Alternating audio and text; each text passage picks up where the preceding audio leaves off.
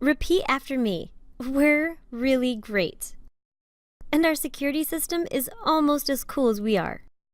So let's keep up the pace and load users from the database instead of the list in security.yaml. What we're about to do is similar to what the awesome open source FOS user bundle gives you. We're going to build this all ourselves so that we really understand how things work. Later, if you do use FOS user bundle, you'll be a lot more dangerous with it. Okay, forget about security. Seriously. Just think about the fact that we want to store some user information in the database.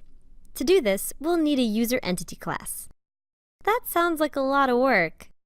So let's just use the doctrine generate entity app console command.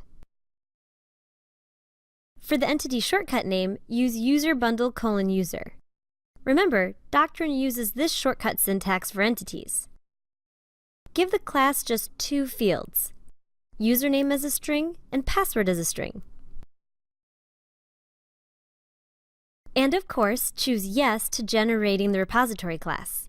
I'll explain why these are so fabulous in a second. Once the robots are done writing the code for us, we should have a new user class in the entity directory of user bundle. Let's change the table name to be Yoda_user. Right now, this is just a plain, regular Doctrine entity that has nothing to do with security. But our goal is to load users from this table on login. The first step is to make your class implement a user interface. This interface requires us to have 5 methods. And hey, we already have 2 of them, getUsername and getPassword. Cool, so let's add the other 3. First, getRoles returns an array of roles that the user should get. For now, we'll hardcode a single role, roleUser. Second, add erase credentials. Keep this method blank for now. We'll add some logic to this later. And finally, add getSalt, and just make it return null. I'll talk more about this method in a second. Now that the user class implements user interface, Symfony's authentication system will be able to use it.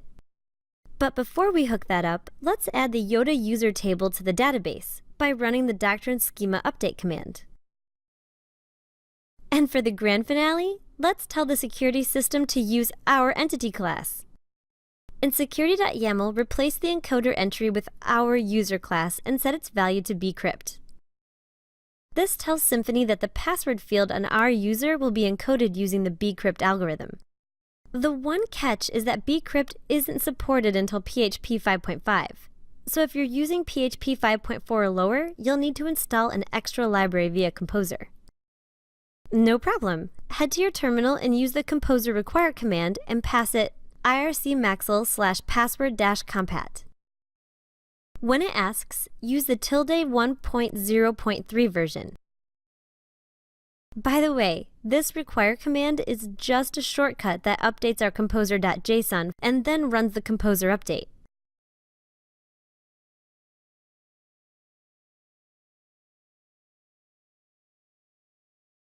Now for the Jedi magic. In security.yaml, remove the single providers entry and replace it with a new one. I'm just inventing the our_database_users part. That can be anything. But the entity key is a special built-in provider that knows how to load users via a Doctrine entity.